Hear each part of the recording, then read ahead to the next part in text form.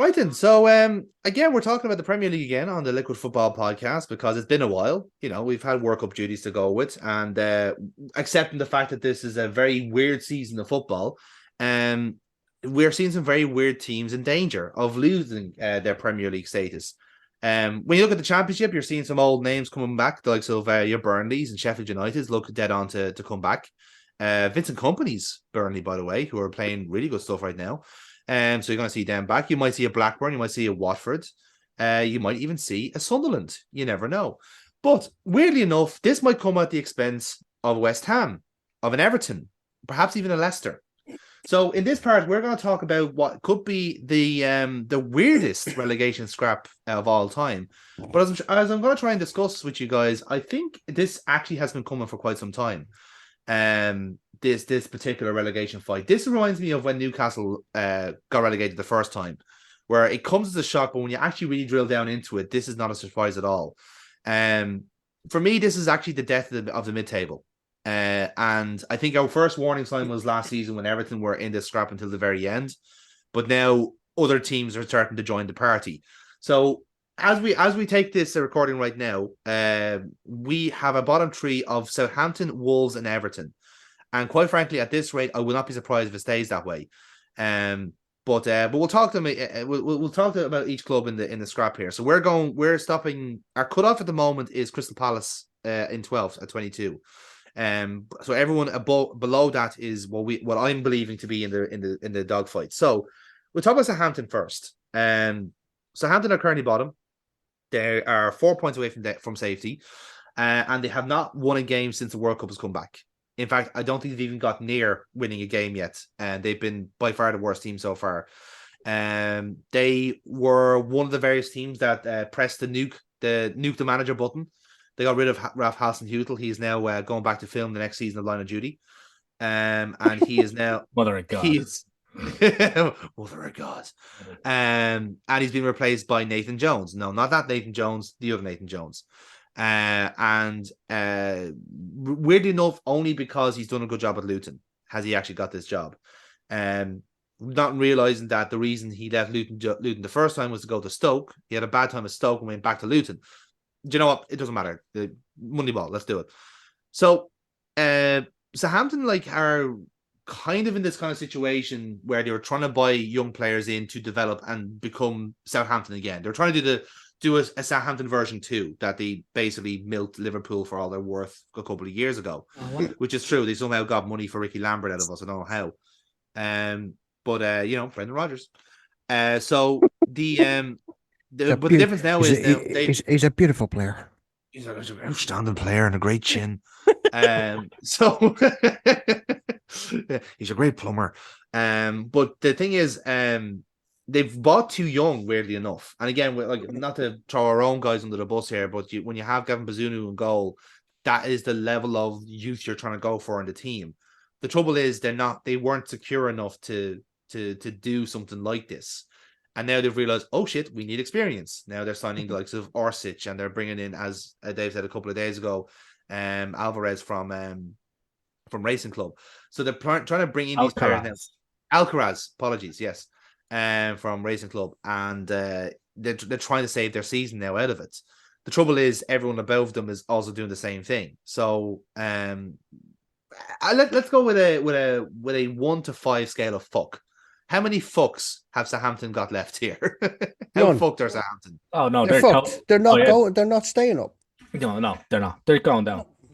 I said in the previous one that Orsic and Alcaraz would be very, very nice players for other clubs to poach when they get relegated. And while it was a very funny, snippy line, I actually did mean it. It wasn't just a joke. I genuinely believe they're hitting the market come the summer because Southampton will be in the fucking championship, and they don't want to. There'll obviously be clauses in their contract stating that should you go down, we're out the door. Their recruitment has been one failure after the other. The recruitment has been has had such a lack of ambition. I'm not even surprised at the bottom of the table. I mean, when you bring in Joe Aribo from Rangers, which is fine if he's in League One or the Championship, you're not the Premier League. He's not a Premier League level player. The only one that's really carrying his weight in that squad, I feel bad for, is Ward-Prowse and Gavin Bazunu. Yeah, like I think Bazunu has actually like tried his best to keep this team afloat, but unfortunately, he is still a very young goalkeeper, and these things are going to happen to him. And yeah, I agree with you. I think Ward-Prowse has just outgrown this team way too much. And like adequately, you'd say I'm if surprised he's still there. I was about to say, I was about to make the point. I think if he wasn't still there, he probably would have made the England squad. Realistically, like if he was in a top level team, he would have actually made it. But because he's now in a team where the levels are plummeting rapidly, he's going down with the ship, unfortunately, and that's a sad reality of it. They're a team of championship players. That is the reality of it. They have a championship squad already, and they're not even down yet. Theo Walcott is coming to the end of his career. I think Arsenal did a very good thing getting rid of Maitland-Niles. Personally, I think they made the right decision there. And players like Kyle Walker-Peters, these are all players that you could see were just not at that level anymore, and they've gone to Southampton. This Southampton squad, as I look at it now, with the exception of Ward-Prowse and Bazunu, it's a championship squad. It's a makeshift squad. Yeah. There's no core in there. There's nothing to build your team around at all. Lavia is decent enough, but he's 18 and like saying the squad is too young. This is a type of squad that needs to get relegated, get rebuilt, and come back up. That's what it looks like to me. It's you build your squad around Ward-Prowse. You start to build that squad around Ward-Prowse proper. Come back up and have a proper go at it then. But at the minute, there's just not enough there to keep them up. They've brought in players, fair enough, but the bottom three have only won 3 games. Like the bottom 3 have only, Wolves won 3, Southampton won 3, and Everton won 3 in the whole season. Yeah, exactly. From what I'm looking at here. So yeah, no, you're absolutely right. And that's who we're talking about next. Actually, is Wolves. So again, they're another one to have hit the nuke. They've got rid of Bruno Lage because again his chin was too long. It was terrifying the players.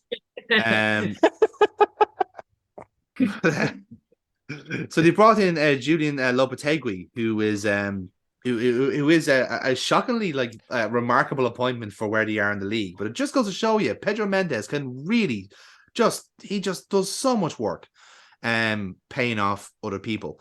But the thing is, Lopetegui is he's not a relegation dogfight manager. He's very much a quality. He plays good football. And isn't that kind of what Wolves need at the moment, is actually to get their proper Metropolitan players playing? Because that's kind of been their issue, really, is that they don't score goals at all, and their midfield creative unit is just not there. It's all stuck in the number 6 role and not arse moving. I think there must have been an agreement between Lopetegui and Wolves, because he probably came in and said, "Look, you need to reinvigorate your managerial career. We need to get back up this table. Let's help each other out here." Is the way I see this appointment going.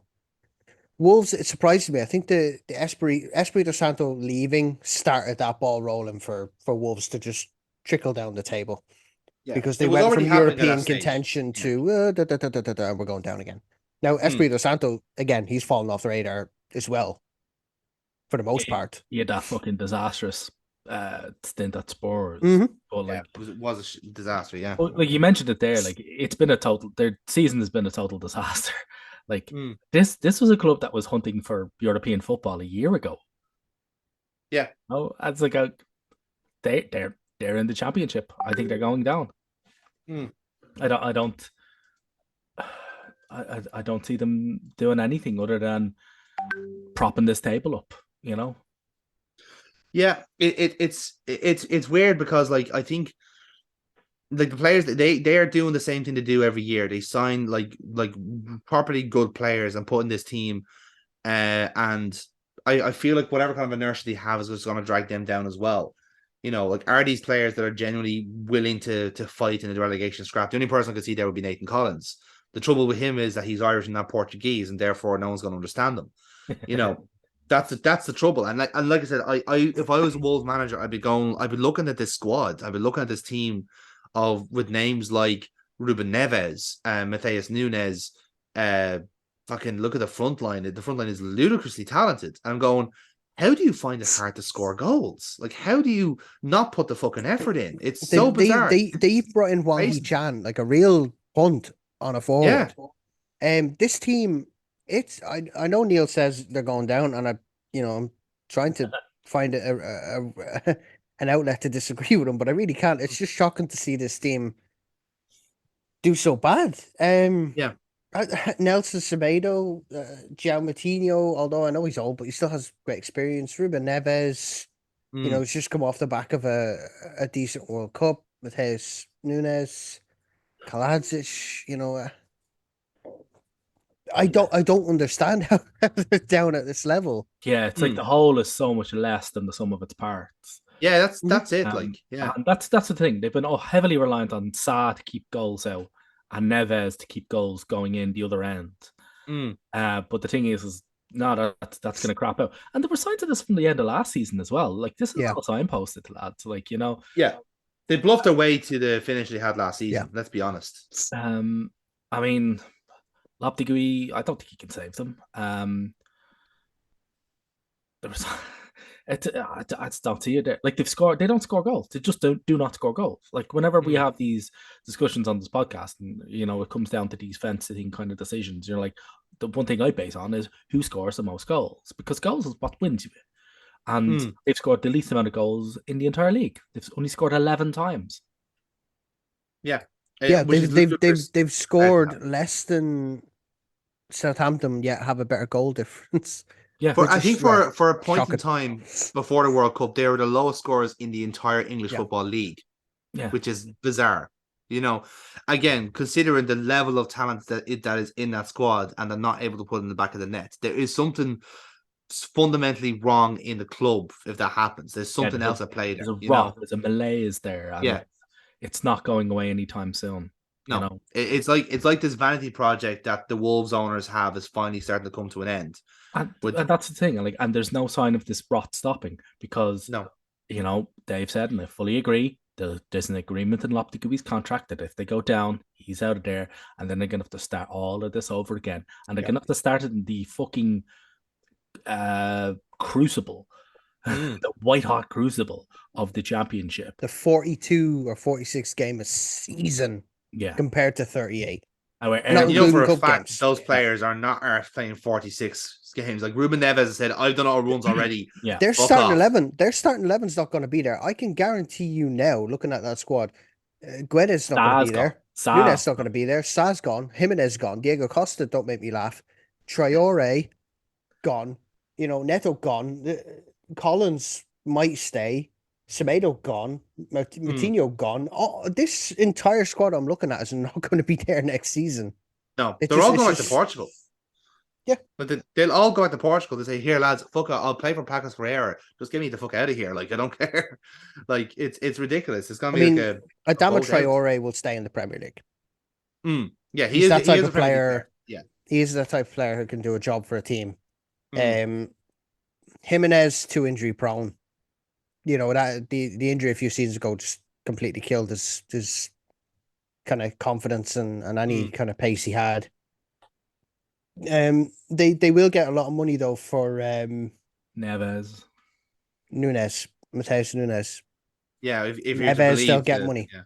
Yeah, they'll get money. They'll rake in the money from these players, but the problem is, who do you realistically bring in to rebuild this team and get them straight back up? Because I don't see that happening.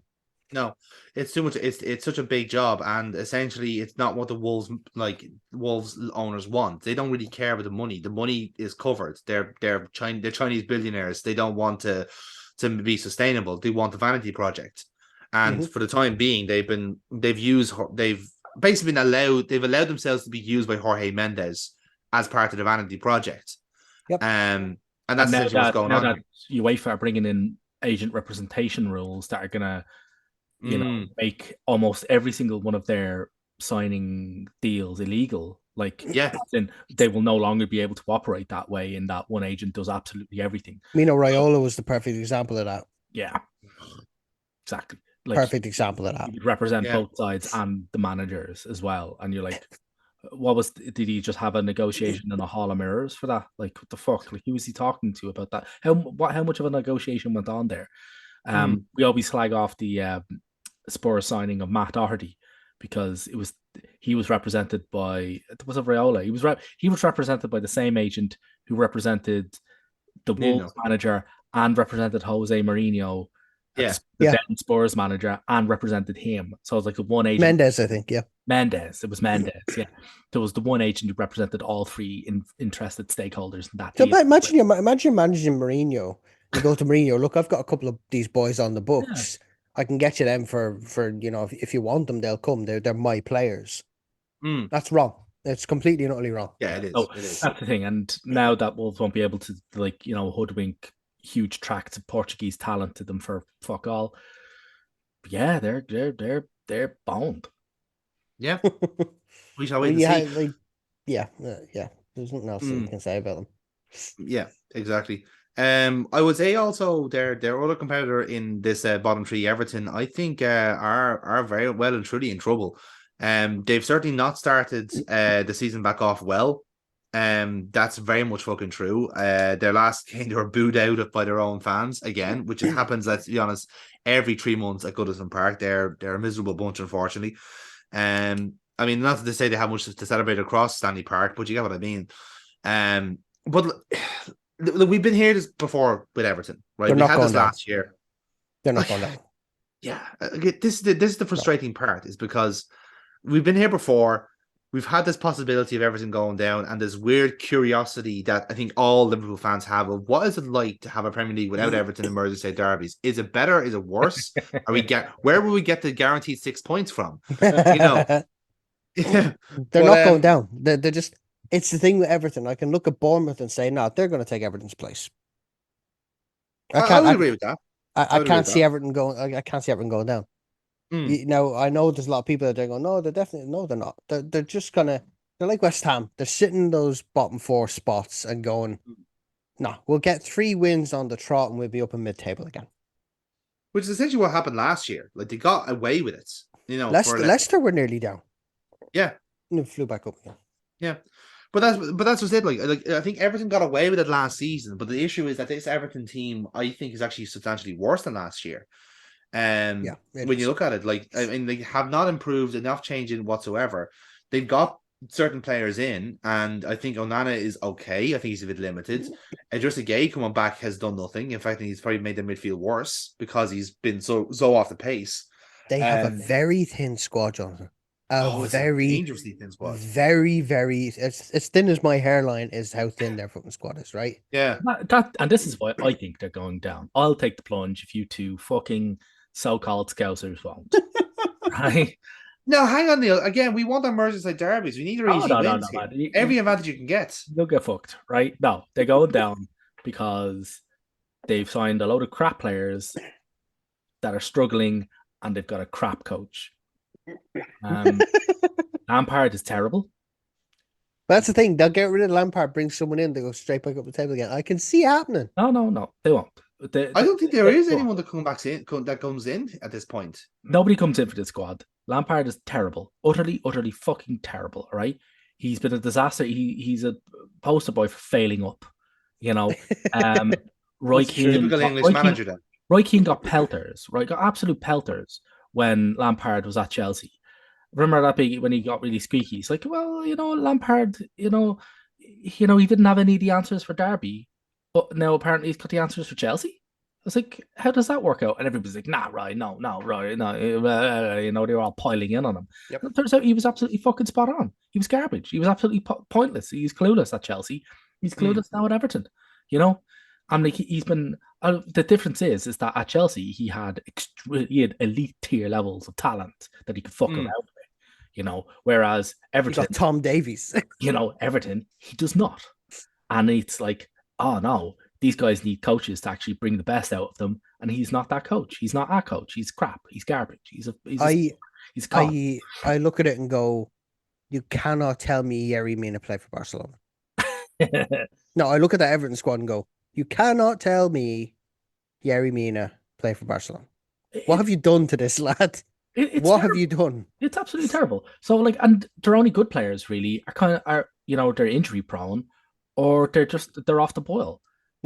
Godfrey's too reckless. Calvert-Lewin's too injury prone. They sold off for Charleston, probably the most harebrained fucking deal ever.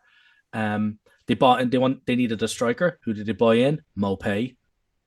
Who's a championship at best level striker? He's not a Premier League striker. He's a fucking plodder.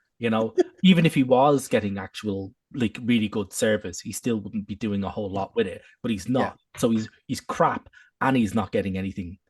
Dave mentioned Onana. Oh well, you've already mentioned Onana. Onana's terrible. He's been struggling. Guy has been invisible. They're playing with 10 men when he's on the pitch. They're really bad. They're terrible. They're a fucking terrible team. And they've got terrible players. They're only decent players. Pickford's been okay for them. Tarkowski's been good for them. He'll be poached when they go down. Cody, he's been good for them. Michael Keane went missing.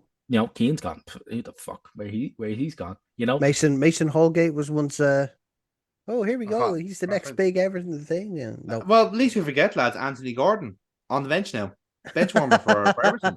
They could have got 60 million out of him. They could have easily got money out of him. Yeah, but that's it. And that's the thing, right? With their finances, right? Their finances are fucking they're dangerously bad. They're dangerously bad. They are. Yeah. I was about to say they're teetering on the brink. They lost money when that new owner came in and said, "Let's cut season ticket prices in half." Now I get that's good for the fans, but is that good for revenue? No, you need money to buy players to pay for your infrastructure.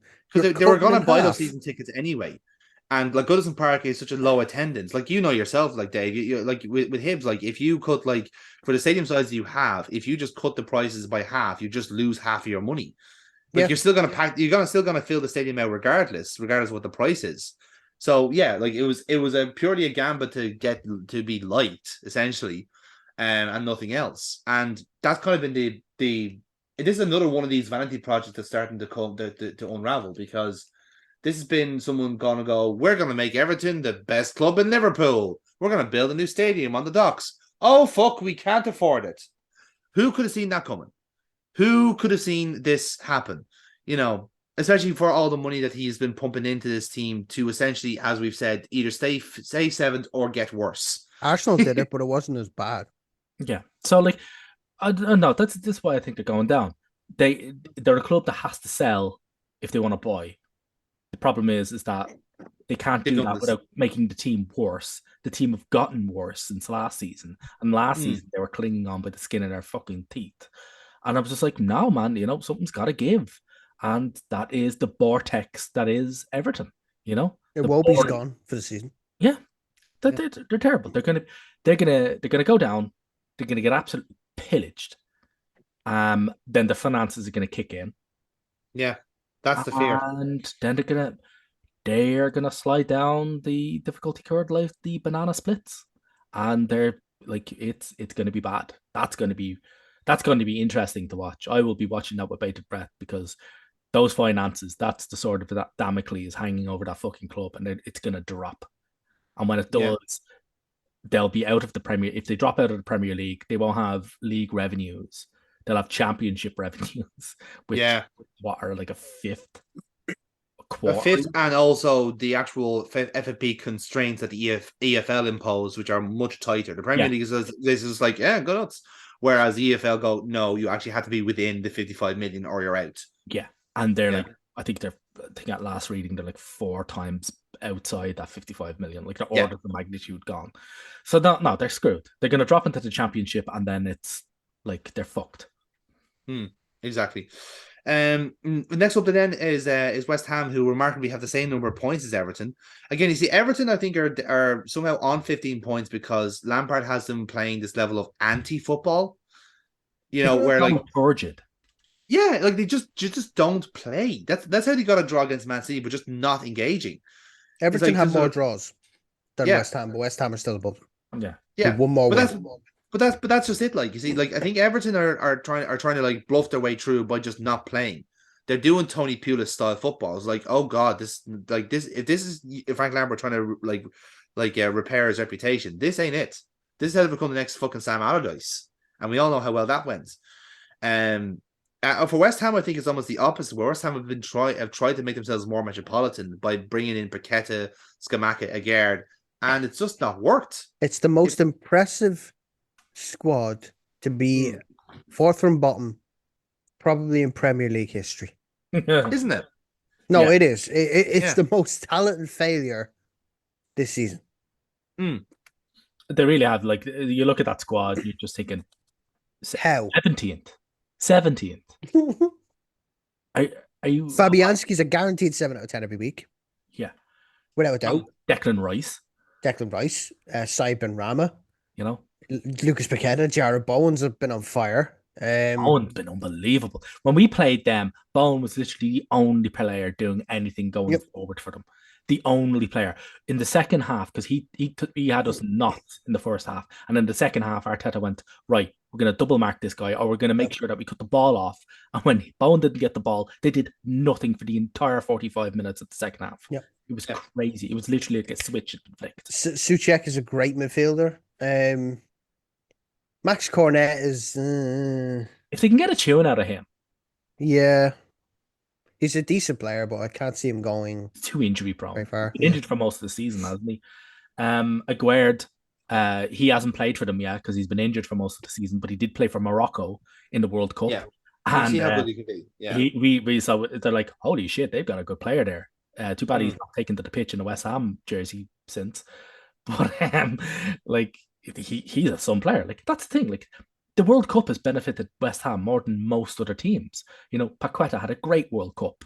He should come back in flying form. They need to build a team around him. Aguerd had a great World Cup. He should be flying form. They should build a team around these people. They need to get these people in here. He needs to learn how to get Scamacca and Antonio playing together. Fucking hell, like,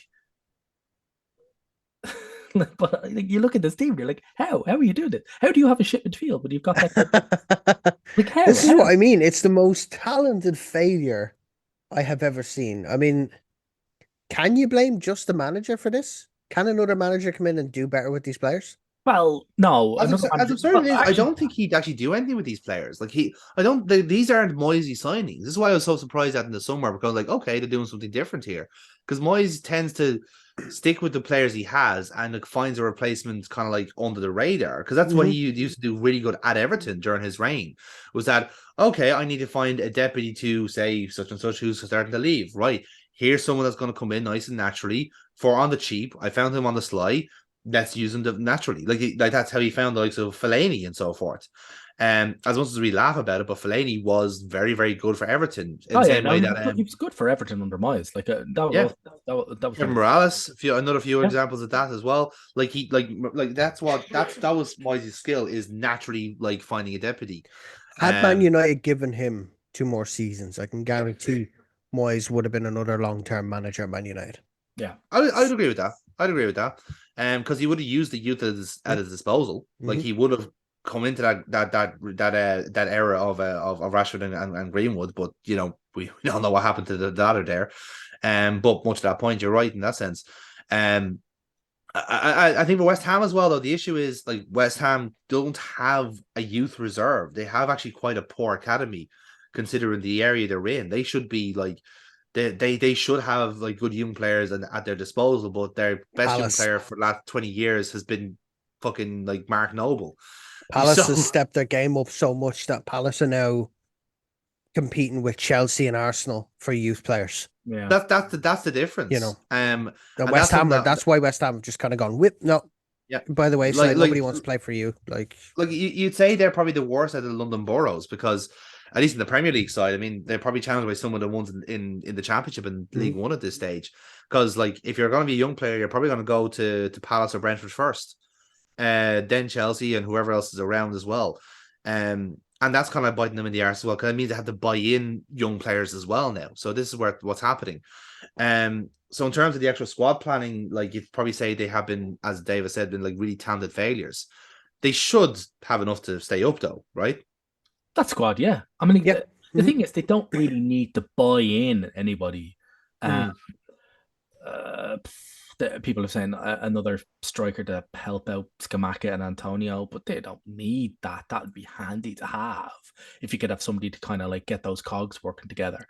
But they don't need anybody. What Moyes has to do is look at the incredibly talented, on fire, on form players that he has got and learn how to gel them together. And if he can't do that, then he shouldn't be in the fucking job. See, he spent 160 million in that last fucking in that last transfer window, and none of the signings have gelled correctly. He's got good guys coming back in from injury. Aguerd is the main one, I think. He had a wonderful World Cup for Morocco, and he literally got to pick that guy up.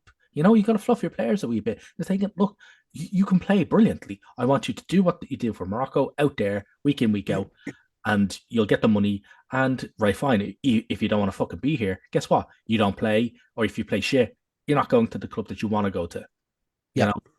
Playing good out there is what gets you where you want to go. And if where you want to go is somewhere else, like take a look at Rice. Rice played imperiously for fucking season after season, and now he can pretty much pick which Premier League club he's going to the point where he's actually not even going to give us a fucking transfer fee for him. The prick. So that's what they're saying. That's what I would be saying. It's like, look at what he's doing. But the thing is, he had to put in like 2-3 seasons of fucking unbelievable work to the point where he had cartoonists drawing him as a centaur. Yes. David Squires in The Guardian draws him as a centaur. He is that much of a fucking engine on the pitch. And you're just like, yeah, go for it. But in the end, like, Moyes really should be looking at the fact that why can't I get these players playing well together? And do something about it, yeah. Yeah, do something. I think they'll actually finish somewhat mid-table. I think they'll finish in around 14th, 15th, 14th.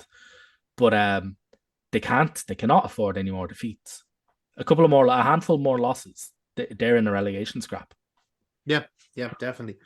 Another team that could very well be tumbling down after a surprising start is Bournemouth. They've had a horrendous restarted the campaign. I don't think they've won a game at all. I don't think they've even got any points. They're on par with Southampton for their form. Recently taken over by another Yankee ball conglomerate, one of them being Michael B. Jordan. So that's an interesting person to see in the dressing room. Is like, hang on, is that like, oh my god, it's him? It's like, yeah, you're all on the transfer list. It's one of these things that, see, the one thing I never understood, and I still don't understand what Bournemouth is, their refusal to expand, their refusal to grow as a football club.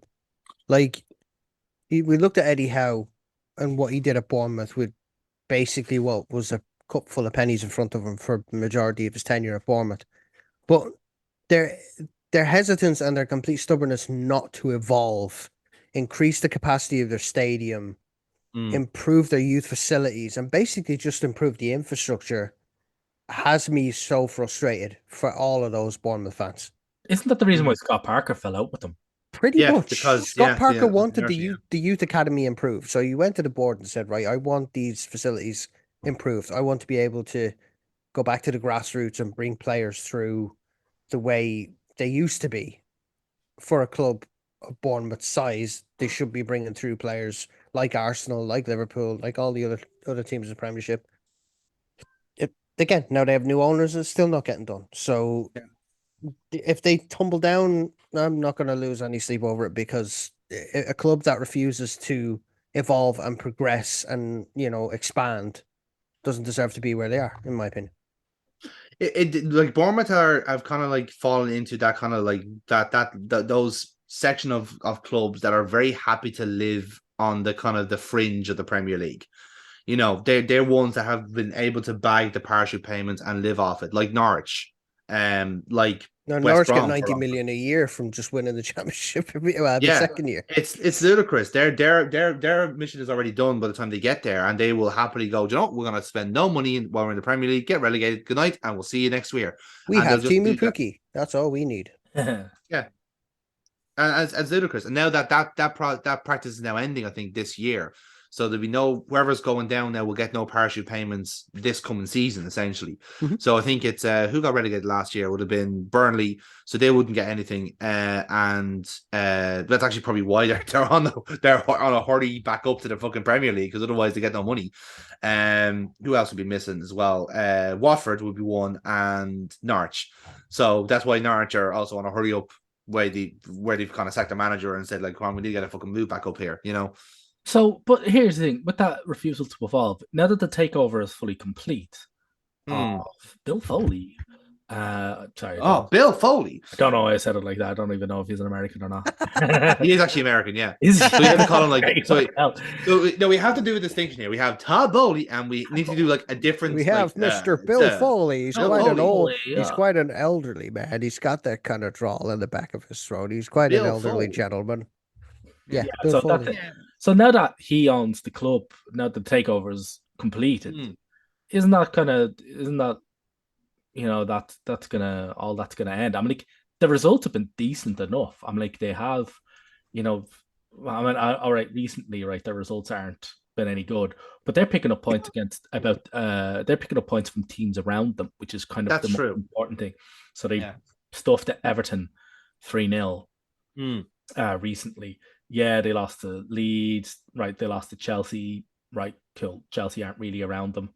And they lost to Man United. They got stuffed 3-0, right? Chelsea and Man United aren't around them, but they're picking up decent amount of points from the teams around them. I reckon they'll definitely stay up. I reckon they'll finish 15th somewhere. Really? I reckon they'll finish they'll finish more than one place away from the Premier League, the relegation. I actually think they're going down. I think out of all the teams I see there, they are by far the weakest squad. Like genuinely, Bournemouth are relying on the stagnancy of others to stay up. They're hoping that is a horrendously stagnant group, though. Like if you're banking on failure, like this season, like they've given you like a fucking brilliant bank. Like, no, it's not like last season we've had. This is the chance that this could happen. It's not like last season where the last couple of seasons, at the very least, the clubs that went down had a puncher's chance. They were scrappy. They didn't have the quality, but by gum, they fucking, they got moxie. Yes. This bottom team, they don't got nothing. They don't have moxie. They don't have gumption. They don't have a clue. They're fucked. No. From 13th to 18th, there is 2 points in it. Yeah. 2 points. Yeah. Like I said, one win changes everything. 2 points. Yeah. And this goes the same for the last 3 teams. So like we have 3 teams on 17, namely Forest, Leeds, and Leicester. Like all out of those teams could slip. They absolutely could. Out of all of them, though, I feel the most confident in Leeds. Like, there's just something I actually quite like about Jesse Marsch. He does genuinely have like a Ted Lasso energy. But here's the thing: I actually like Ted Lasso. So, like, I like Jesse Marsch. Like, I like what he's doing with the Leeds team. There is something going on there, but the difference is that it's just Red Bull Leeds. Like, he's just signing players he's worked with before in the system. If it works, I suppose. But at the same time, maybe you'd like to do something a bit more local, maybe like bleed some young players in, because you're Leeds United, you've got the access to them. Marcelo Bielsa literally like broke his back to bring young players into Leeds. At least to their credit, they've continued to do that. They have good young players in. The trouble is you have to stay in the league to actually make use of them. And these are the type of seasons you have to survive before this Leeds United team become more marketable and sellable. But at the same time, at least I can see this Leeds team actually doing all right, because now March is making this team more structured. It's not like crazy Bielsa ball where there's like 2 midfielders and 7 strikers and 1 bucket that's playing the opponents. Whether it just works out. No, I see this Leeds team struggling quite badly. I think that I wouldn't be surprised if they finish 17th. I don't see them going down. I'm like, the Bamford is still crocked. Yeah. Well, I've lost my hope that Bamford is going to come out to be the Irish hero he was meant to be. Yeah. So. But he's completely fucked. They Yeah. have no left back. No left back. Don't need one. Still haven't signed one. Yeah, no. Don't need one. So they're Not in today's football. Don't need one. Yep.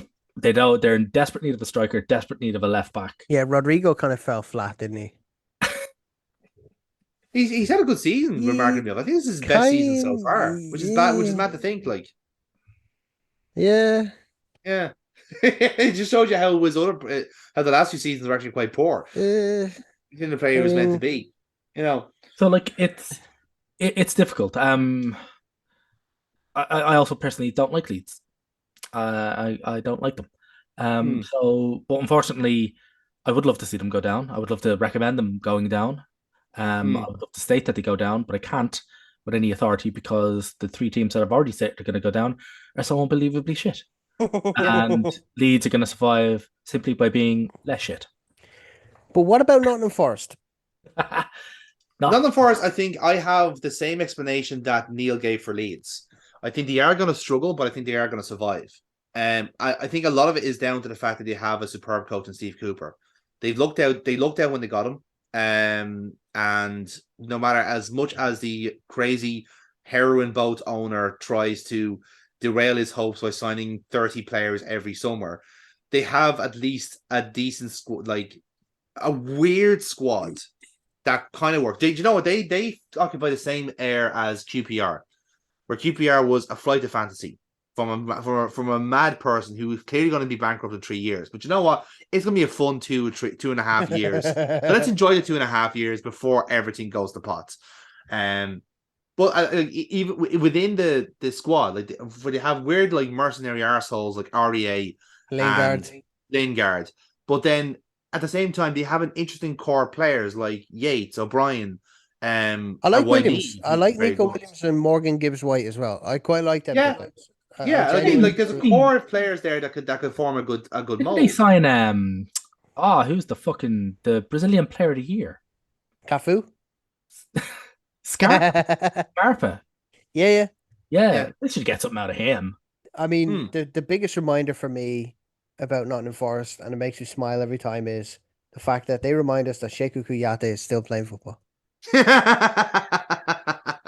Yeah, he's just a lovable midfielder, isn't he? He's just one of those guys where you're like, you know what, Sheku, just keep playing. They're the Monster Reborn of this league because they brought Willie Bowley back as well. So it's like Bowley and Kouyaté back in the league, lads. Come on, let's do it. This is great. Woo! Yeah, party fucking time.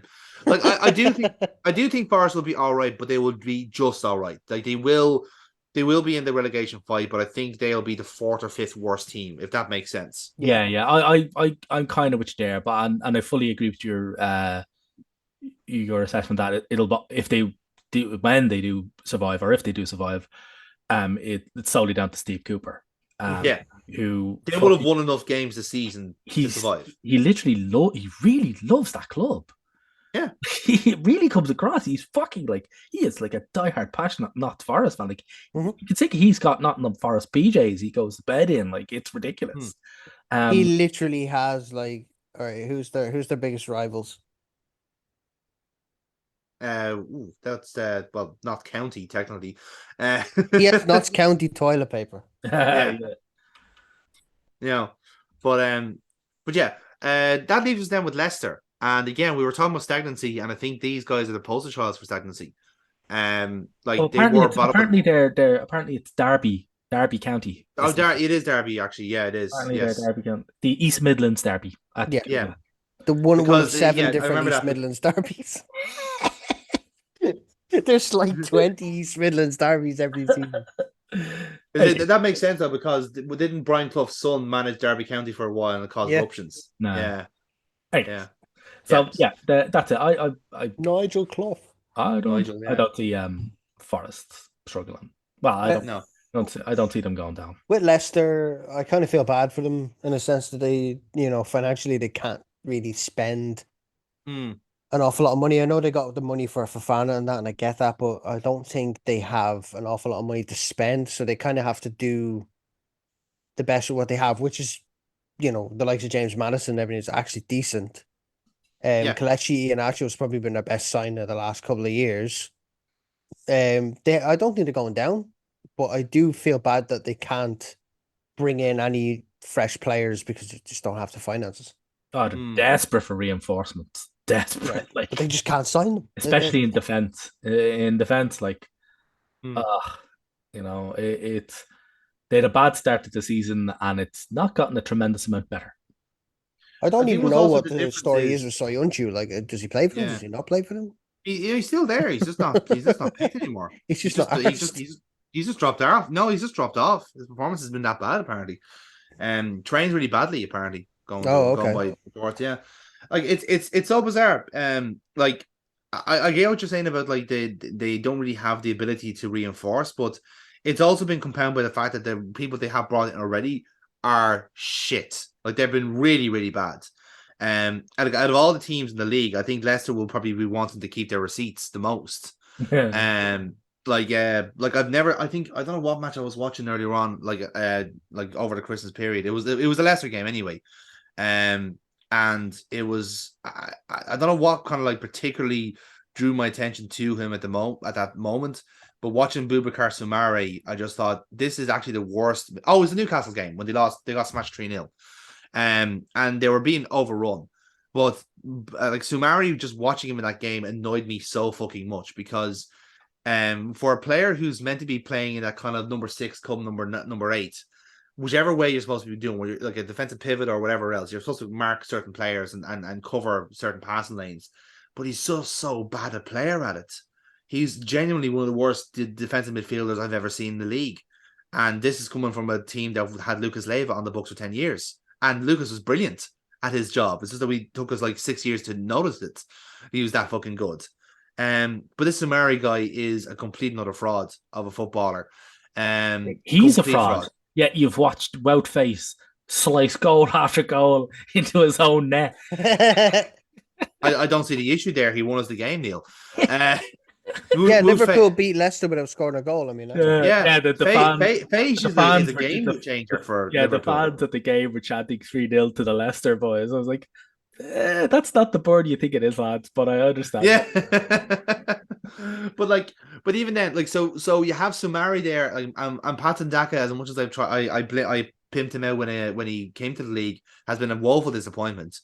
He just has not shown the promise he had. And again, I don't know if this has to do with being like sold a pup in Leicester, or they just weren't able to extract the performance out of him. But even as you said, Dave, like the likes of like they haven't been able to cash into like the Soyuncu and so forth to alleviate some of this like financial fair play burden. Well, so now they're left with like one goalkeeper, and like two midfielders, 4 strikers, and some of them are a massive money like Vardy. They have the highest annual loss of any Premier League club of £119.5 million. A loss in 1 year. 119. What are they doing? Are they burning money to keep that fucking stadium warm? I genuinely think it's the wages. I'm not gonna. It is wages, I genuinely think some of these guys, like Iosi Perez, Tielemans, for example, I think these guys are on big money, and money that Leicester can't financially sustain. Like they're probably bleeding money in wages alone. And the fact that they're looking to sell Tielemans for 17 million, I have a feeling they're just trying to get him off their books so they can free up some cash. I think if they brought him in and gone, oh no, what have we done here? We are bleeding money into some of these players. And let's face it, he didn't play for anyone other than Stodream and Ostende. I mean, I don't know what they were doing bringing them in personally, but I suppose if that's the quality of, that was the difference. If that's the quality of player they can afford, then Leicester are in some serious trouble. Not this season, I don't think. But next season, I genuinely think they'll be relegation contenders purely from a financial meltdown. Yeah, I mean, they could get an embargo because of their losses. Like you're not allowed to lose. Was it more than 50 million in a season or something like that? It's 3 months of 3 years consistency of that loss. Yeah, I think, and so Everton got away with it this season because they sold Richarlison for exactly the amount of money they needed to get to minus 55 million. However, Leicester are just from 1 year alone are 119.5 million in a hole. Yeah. Who's going to pay 119 million for Vestergaard? Their squad is so thin. If they sold every one of their players at the moment, they still wouldn't. I don't think you could sell that entire squad for 119 million. Probably not. No, Not if you're flouting Tielemans for 17. Fuck. And Yeah. what paltry amount of money did they sell fucking Schmeichel for? 2 million. Fuck. Yeah, they sent him to the Riviera for his retirement, didn't they? Yeah, essentially. But again, much to Dave's point, it was probably because, like, bear in mind, he would have probably got the pay raise for win the Premier League. He was probably on stupid money. He was on about 4 years worth of wage rises. Yeah.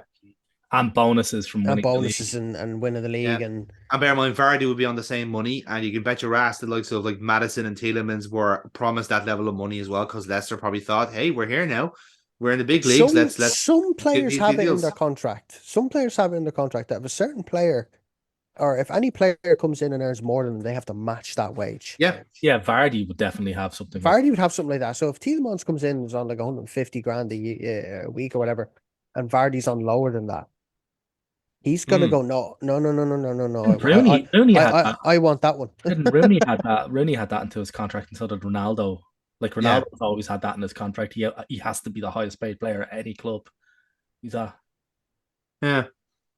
So that's our discussion of the teams that we believe are relegation candidates. So we'll lock in our decisions now because we're definitely going to be wrong. All right, you never know. So I'm sticking to my guns. I am agreeing with everybody that Southampton are definitely going down. I believe Bournemouth will be second bottom. And I do feel that Everton might go down this year. I really, really do feel that. Have I convinced you? Not even that. Again, I'm like where I was last year. I'm just curious as to what will it be like. If we'd have like reached a different level of football in reality. Yeah, like it'd be the first time we've actually we might go an entire season without a Merseyside derby for the first time ever. Yeah. Which is ludicrous, and I'm genuinely curious. See one of the Let's get relegated with them. Yeah. We want the derby. Yeah, exactly. We need to beat Everton at all costs. In the championship, yeah. That's like your first season without a Merseyside derby. You're gonna watch one of the horsemen go by and go, I knew it was you. Fucking pestilence. Fucking knew it. Fucking knew it. Thanks, but I managed to talk myself into thinking Leicester are gonna get the drop now. That's the thing when you go back. You're over 7 of their players are on 100+ grand a week. 7. Oh, right. Well, so not counting like financial fair play rules of force drops, as in. Yeah, no, not counting that. Yeah, I'm saying my relegation 3 are who's currently there because they are the 3 worst teams. So purely on playing performance, on financial misdemeanory. Actually, but I think Everton would still go down then. They're totally fucked. But yeah, like Leicester seem to be just like burning money. Yeah. I'm gonna go with Bournemouth, Everton, and Southampton. All right then. So Neil talked me into Everton. Originally, I was saying Everton going to stay now. Neil unfortunately talked sense. I have sparked the fire of derby hatred in you people, which is quite poignant coming up to a North London derby in about a week's time or so. Yeah, that's true. And do you know what we just like being polite to Everton because we just feel sorry for them at this time. And to be honest, if Everton go down, Sky Sports lose a ton of money, so that's always good as well. Yeah, that's true. It's like they'll have nothing else to do. They'll have to talk to Frank Lampard in a fucking porta cabin in Luton. Do you know what? Hi, Frank. Do you know what'll happen? They'll turn around and go, and the newest derby of the year, is Liverpool v Nottingham Forest. The fire is there, and then you have Bray Wyatt come out in the center circle holding a human head, and they'll try every avenue to make Liverpool have a new rivalry because for years it was Liverpool United.